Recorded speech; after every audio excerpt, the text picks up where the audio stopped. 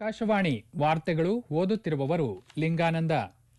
ಮುಖ್ಯಾಂಶಗಳು: ಜಾಗತಿಕ ಸವಾಲುಗಳನ್ನು ಎದುರಿಸುವಲ್ಲಿ ಸಾಮೂಹಿಕ ಪ್ರಯತ್ನ ಮತ್ತು ರಾಷ್ಟ್ರೀಯ ಏಕತೆಗೆ ಪ್ರಧಾನಿ ನರೇಂದ್ರ ಮೋದಿ ಕರೆ. ಮಧ್ಯಪ್ರಾಚ್ಯ ಸಂಘರ್ಷದ ಯಾವುದೇ ಪರಿಣಾಮದಿಂದ ಭಾರತೀಯರನ್ನು ರಕ್ಷಿಸಲು ಕೇಂದ್ರ ಸರ್ಕಾರ ಬದ್ಧ. ರಕ್ಷಣಾ ಸಚಿವ ರಾಜನಾಥ್ ಸಿಂಗ್. ಮನ್ ಕಿ ಬಾತ್ನ 132ನೇ ಆವೃತ್ತಿಯಲ್ಲಿ ಇಂದು ಭಾರತೀಯರನ್ನು ಉದ್ದೇಶಿಸಿ ಪ್ರಧಾನಿ ಮನದ ಮಾತು.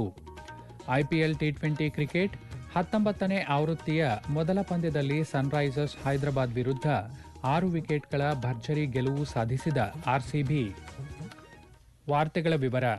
ಜಾಗತಿಕ ಸವಾಲುಗಳನ್ನು ಎದುರಿಸುವಲ್ಲಿ ಸಾಮೂಹಿಕ ಪ್ರಯತ್ನ ಮತ್ತು ರಾಷ್ಟ್ರೀಯ ಏಕತೆಗೆ ಪ್ರಧಾನಿ ನರೇಂದ್ರ ಮೋದಿ ಕರೆ ನೀಡಿದ್ದಾರೆ.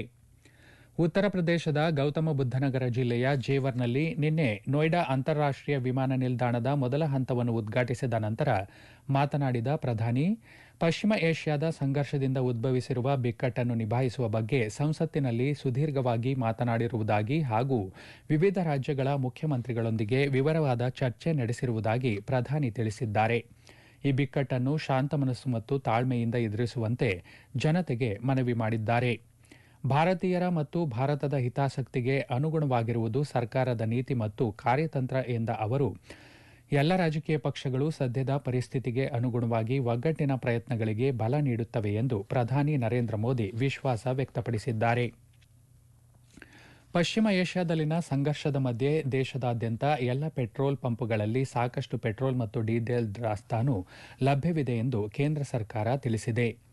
ನಿನ್ನೆ ದೇಶದಲ್ಲಿ 54 ಲಕ್ಷಕ್ಕೂ ಹೆಚ್ಚು ಎಲ್ಪಿಜಿ ಮರುಪೂರಣಗಳನ್ನು ತಲುಪಿಸಲಾಗಿದೆ ಎಂದು ಸರ್ಕಾರ ಒಂದು ಹೇಳಿಕೆಯಲ್ಲಿ ತಿಳಿಸಿದೆ. ಎಲ್ಲ ಸಂಸ್ಕರಣಾಗಾರಗಳು ಹೆಚ್ಚಿನ ಸಾಮರ್ಥ್ಯದಲ್ಲಿ ಕಾರ್ಯನಿರ್ವಹಿಸುತ್ತಿವೆ, ಸಾಕಷ್ಟು ಕಚ್ಚಾ ದಾಸ್ತಾನುಗಳು ಸ್ಥಳದಲ್ಲಿವೆ ಮತ್ತು ಸಾಕಷ್ಟು ಪೆಟ್ರೋಲ್ ಮತ್ತು ಡೀಸೆಲ್ ದಾಸ್ತಾನುಗಳನ್ನು ನಿರ್ವಹಿಸಲಾಗುತ್ತಿದೆ. ಅಲ್ಲದೆ ವಾಣಿಜ್ಯ ಎಲ್ಪಿಜಿ ಹಂಚಿಕೆ ಬಿಕ್ಕಟ್ಟಿನ ಪೂರ್ವದ ಮಟ್ಟಕ್ಕಿಂತ 70% ಹೆಚ್ಚಾಗಿದೆ ಎಂದು ಸ್ಪಷ್ಟಪಡಿಸಿದೆ. ಪಶ್ಚಿಮ ಏಷ್ಯಾದಲ್ಲಿನ ಭಾರತೀಯ ಪ್ರಜೆಗಳ ಸುರಕ್ಷತೆಯನ್ನು ಖಚಿತಪಡಿಸಿಕೊಳ್ಳಲು ತೆಗೆದುಕೊಂಡ ಕ್ರಮಗಳನ್ನು ವಿವರಿಸುವ ಸರ್ಕಾರ, ಕಳೆದ ತಿಂಗಳು 28ರಿಂದ ಸುಮಾರು 5 ಲಕ್ಷ ಪ್ರಯಾಣಿಕರು ಭಾರತಕ್ಕೆ ಮರಳಿದ್ದಾರೆ ಎಂದು ತಿಳಿಸಿದೆ. ಏತನ್ಮಧ್ಯೆ ಈ ಪ್ರದೇಶದಾದ್ಯಂತ ಕಾರ್ಯಾಚರಣೆಗಳು ಮುಂದುವರೆದಿದೆ ಮತ್ತು ಸಹಾಯವಾಣಿಗಳು ದಿನದ 24 ಗಂಟೆಯೂ ಕಾರ್ಯನಿರ್ವಹಿಸುತ್ತಿವೆ. ಸುರಕ್ಷತೆ ಮತ್ತು ಕಡಲ ಕಾರ್ಯಾಚರಣೆಗಳನ್ನು ಒತ್ತಿ ಹೇಳಿರುವ ಸರ್ಕಾರ, ಇದುವರೆಗೆ 938ಕ್ಕೂ ಹೆಚ್ಚು ಭಾರತೀಯ ನಾವಿಕರನ್ನು ಸುರಕ್ಷಿತವಾಗಿ ವಾಪಸ್ಸು ಕಳುಹಿಸಲು ಸರ್ಕಾರ ಅನುಕೂಲ ಮಾಡಿಕೊಟ್ಟಿದೆ ಎಂದು ತಿಳಿಸಿದೆ. ಕೇಂದ್ರ ಸರ್ಕಾರ ಜಾಗತಿಕ ಪರಿಸ್ಥಿತಿಯನ್ನು ಸೂಕ್ಷ್ಮವಾಗಿ ಗಮನಿಸುತ್ತಿದೆ ಮತ್ತು ಮಧ್ಯಪ್ರಾಚ್ಯ ಸಂಘರ್ಷದ ಯಾವುದೇ ಪರಿಣಾಮದಿಂದ ಭಾರತೀಯ ಜನರನ್ನು ರಕ್ಷಿಸಲು ಬದ್ಧವಾಗಿದೆ ಎಂದು ರಕ್ಷಣಾ ಸಚಿವ ರಾಜನಾಥ್ ಸಿಂಗ್ ಹೇಳಿದ್ದಾರೆ.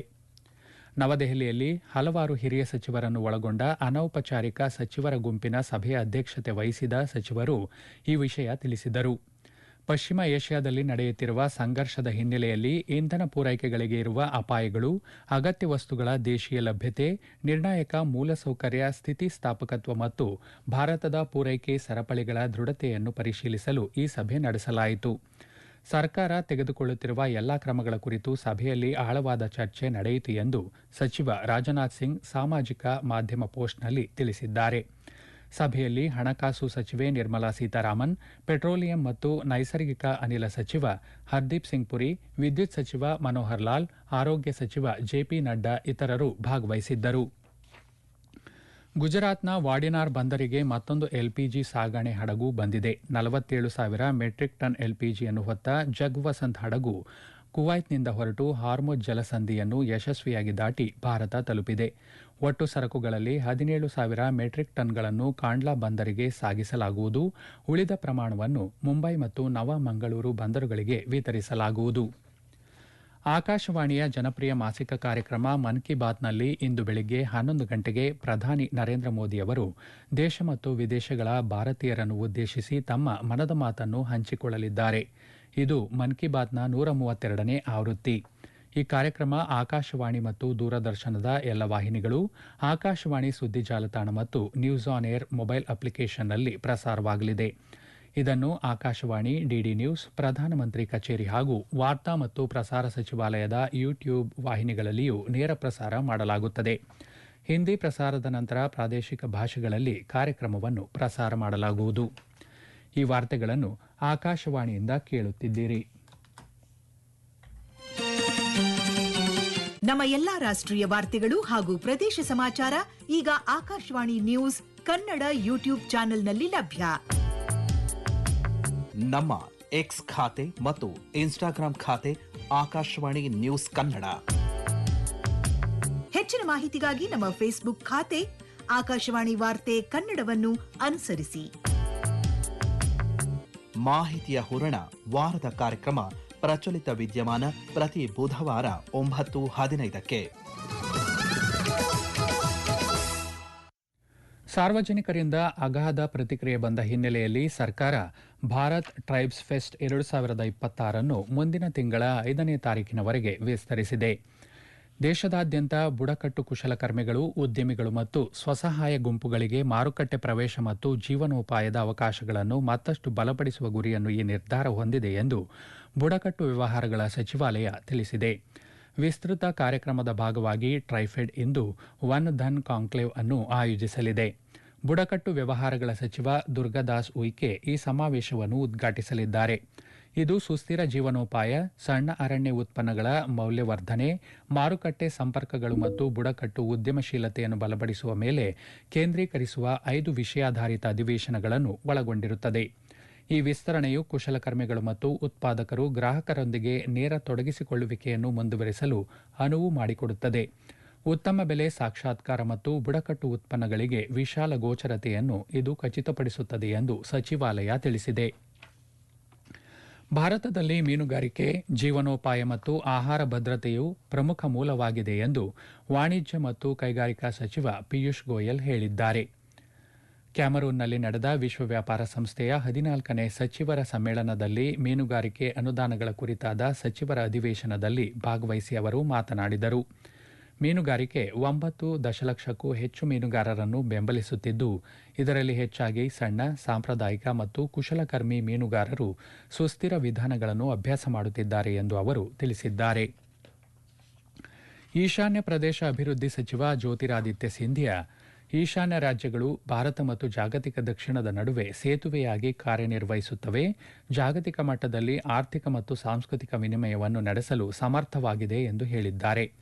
ದೆಹಲಿ ವಿಶ್ವವಿದ್ಯಾಲಯದ ಹಿಂದೂ ಕಾಲೇಜಿನಲ್ಲಿ ನಿನ್ನೆ ನಡೆದ ಈಶಾನ್ಯ ಕೋಶದ ವಾರ್ಷಿಕ ಸಾಂಸ್ಕೃತಿಕ ಉತ್ಸವ NETYM 2026ರ 15ನೇ ಆವೃತ್ತಿಯನ್ನು ಉದ್ದೇಶಿಸಿ ಮಾತನಾಡಿದ ಸಚಿವರು ಈ ವಿಷಯ ತಿಳಿಸಿದ್ದಾರೆ. 93% ಸಾಕ್ಷರತೆ ಮತ್ತು ಸಾಟಿ ಇಲ್ಲದ ಸಾಂಸ್ಕೃತಿಕ ಪರಂಪರೆಯೊಂದಿಗೆ ಈಶಾನ್ಯ ರಾಜ್ಯಗಳು ಭಾರತವನ್ನು ಎಲ್ಲ ರಂಗಗಳಲ್ಲಿಯೂ ಮುನ್ನಡೆಸಬೇಕು ಎಂದು ಅವರು ಹೇಳಿದರು.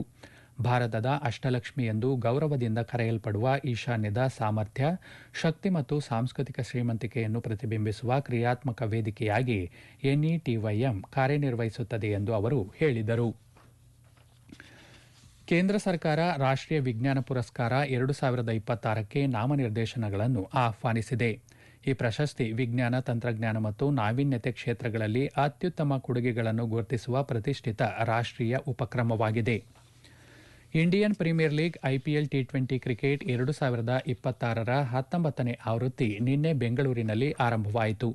ಬೆಂಗಳೂರಿನ ಚಿನ್ನಸ್ವಾಮಿ ಕ್ರೀಡಾಂಗಣದಲ್ಲಿ ನಿನ್ನೆ ರಾತ್ರಿ ನಡೆದ ಮೊದಲ ಪಂದ್ಯದಲ್ಲಿ ಹಾಲಿ ಚಾಂಪಿಯನ್ ರಾಯಲ್ ಚಾಲೆಂಜರ್ಸ್ ಬೆಂಗಳೂರು ತಂಡ ಸನ್ರೈಸರ್ಸ್ ಹೈದರಾಬಾದ್ ವಿರುದ್ಧ 6 ವಿಕೆಟ್ಗಳ ಭರ್ಜರಿ ಗೆಲುವಿನೊಂದಿಗೆ ತನ್ನ ಅಭಿಯಾನ ಆರಂಭಿಸಿತು. ಸನ್ರೈಸರ್ಸ್ ಹೈದರಾಬಾದ್ ನೀಡಿದ 202 ರನ್ಗಳ ಗುರಿ ಬೆನ್ನಟ್ಟಿದ RCB ಕೇವಲ 15.4 ಓವರ್ಗಳಲ್ಲಿ ತನ್ನ ಗುರಿ ಮುಟ್ಟಿತು. ಇದು IPL ಇತಿಹಾಸದಲ್ಲಿ ಅತ್ಯಂತ ವೇಗದ 200ಕ್ಕೂ ಹೆಚ್ಚು ರನ್ಗಳ ಚೇಸಿಂಗ್ ಆಗಿದೆ. ರಾಯಲ್ ಚಾಲೆಂಜರ್ಸ್ ಬೆಂಗಳೂರು ಪರ ವಿರಾಟ್ ಕೊಹ್ಲಿ ಅಜೇಯ 69 ರನ್ ಗಳಿಸಿದರೆ ದೇವದತ್ತ ಪಡಿಕ್ಕಲ್ 61 ಮತ್ತು ರಜತ್ ಪಾಟಿದಾರ್ 31 ರನ್ ಗಳಿಸಿದರು. ಮುಂಬೈನ ವಾಂಖೆಡೆ ಕ್ರೀಡಾಂಗಣದಲ್ಲಿ ಇಂದು ನಡೆಯಲಿರುವ IPL ಸರಣಿಯ 2ನೇ ಪಂದ್ಯದಲ್ಲಿ ಮುಂಬೈ ಇಂಡಿಯನ್ಸ್ ಹಾಗೂ ಕೋಲ್ಕತಾ ನೈಟ್ ರೈಡರ್ಸ್ ತಂಡ ಮುಖಾಮುಖಿಯಾಗಲಿವೆ. ಪಂದ್ಯ ಸಂಜೆ 7:30ಕ್ಕೆ ಪ್ರಾರಂಭವಾಗಲಿದೆ. ಈಗ ಕೊನೆಯಲ್ಲಿ ಮತ್ತೊಮ್ಮೆ ಮುಖ್ಯಾಂಶಗಳು. ಮಧ್ಯಪ್ರಾಚ್ಯ ಸಂಘರ್ಷದ ಯಾವುದೇ ಪರಿಣಾಮದಿಂದ ಭಾರತೀಯರನ್ನು ರಕ್ಷಿಸಲು ಕೇಂದ್ರ ಸರ್ಕಾರ ಬದ್ಧ, ರಕ್ಷಣಾ ಸಚಿವ ರಾಜನಾಥ್ ಸಿಂಗ್. ಜಾಗತಿಕ ಸವಾಲುಗಳನ್ನು ಎದುರಿಸುವಲ್ಲಿ ಸಾಮೂಹಿಕ ಪ್ರಯತ್ನ ಮತ್ತು ರಾಷ್ಟ್ರೀಯ ಏಕತೆಗೆ ಪ್ರಧಾನಿ ನರೇಂದ್ರ ಮೋದಿ ಕರೆ. ಮನ್ ಕಿ ಬಾತ್ನ 132ನೇ ಆವೃತ್ತಿಯಲ್ಲಿ ಇಂದು ಭಾರತೀಯರನ್ನು ಉದ್ದೇಶಿಸಿ ಪ್ರಧಾನಿ ಮನದ ಮಾತು. IPL T20 ಕ್ರಿಕೆಟ್ 19ನೇ ಆವೃತ್ತಿಯ ಮೊದಲ ಪಂದ್ಯದಲ್ಲಿ ಸನ್ರೈಸರ್ಸ್ ಹೈದರಾಬಾದ್ ವಿರುದ್ಧ 6 ವಿಕೆಟ್ಗಳ ಭರ್ಜರಿ ಗೆಲುವು ಸಾಧಿಸಿದ ಆರ್ಸಿಬಿ. ಇಲ್ಲಿಗೆ ವಾರ್ತಾ ಪ್ರಸಾರ ಮುಕ್ತಾಯವಾಯಿತು. ನಮ್ಮ ಮುಂದಿನ ವಾರ್ತಾ ಪ್ರಸಾರ ಅಪರಾಹ್ನ 12 ಗಂಟೆಗೆ. नमस्कार, आकाशवाणी से समाचार प्रभात के साथ मैं लवली निगम।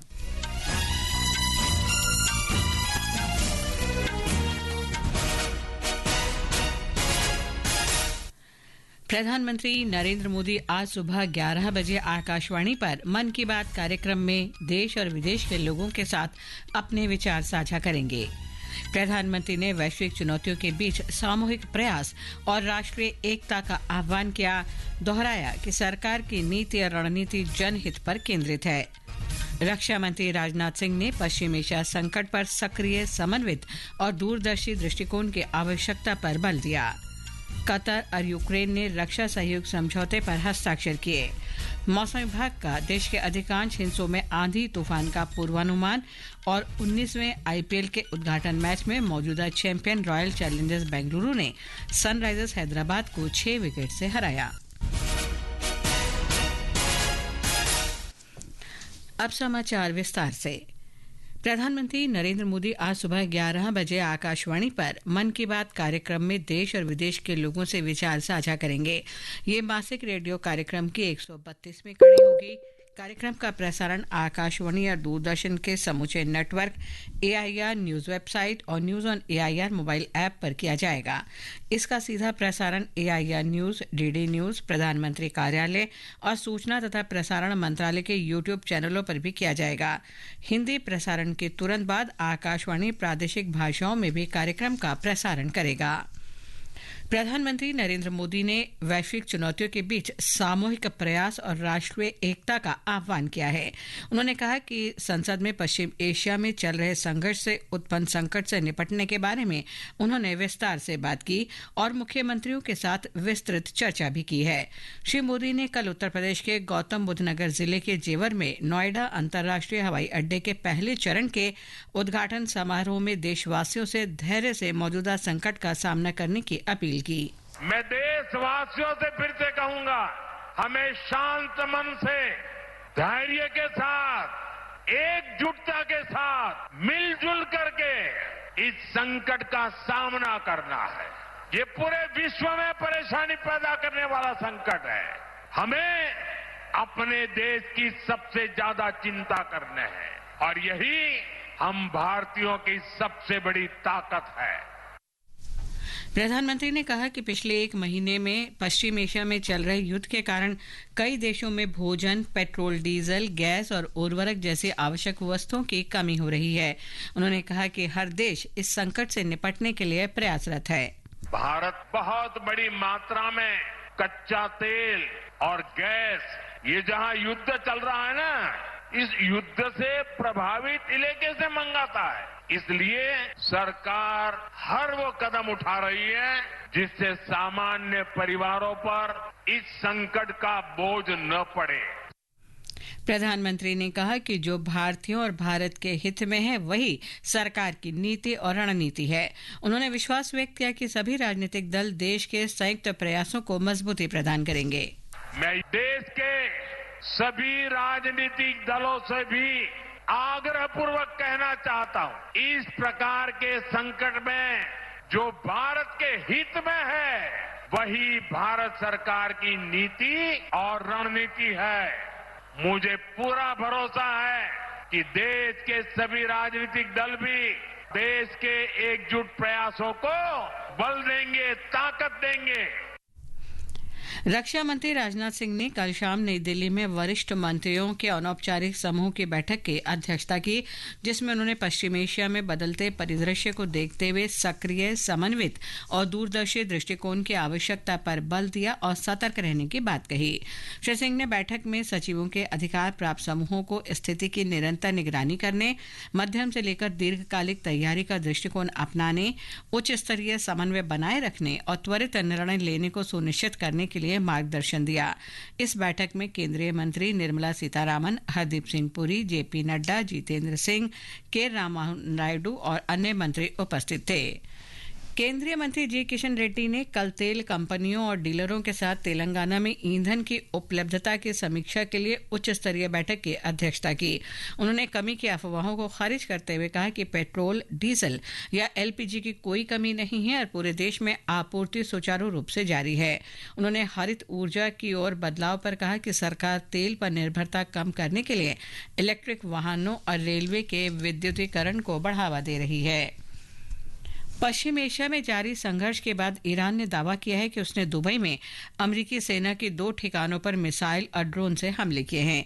ईरान के इस्लामिक रेवोल्यूशन गार्ड्स कॉर्प्स के अनुसार इन ठिकानों पर 500 से अधिक अमेरिकी सैनिक मौजूद थे। हालांकि अमेरिकी केंद्रीय कमान ने इस दावे को खारिज करते हुए स्पष्ट किया है कि दुबई में किसी भी अमेरिकी सैन्य ठिकाने पर कोई हमला नहीं हुआ है। इस बीच ईरान के राष्ट्रपति मसूद पेजेश्कियन ने खाड़ी देशों को अमेरिका-इस्राइल गठबंधन का समर्थन न करने की चेतावनी दी है। यमन के हौसियों ने पश्चिम एशिया में जारी संघर्ष के बीच इजरायल को निशाना बनाते हुए दूसरे सैन्य अभियान की घोषणा की। इस अभियान के अंतर्गत दक्षिणी कब्जे वाले फलस्तीन में स्थित महत्वपूर्ण और सैन्य ठिकानों पर क्रूज मिसाइलों और ड्रोन से हमला करने का दावा किया गया है। हौसियों ने कहा है कि उनके अभियान तब तक जारी रहेंगे जब तक घोषित उद्देश्य प्राप्त नहीं हो जाते और प्रतिरोध के सभी मोर्चों पर हो रहे आक्रमण समाप्त नहीं हो जाते। ये समाचार आकाशवाणी से प्रसारित किए जा रहे हैं। ताज़ा समाचार जानने के लिए आप हमारे social media handle @AIR news Hindi को फॉलो कर सकते हैं।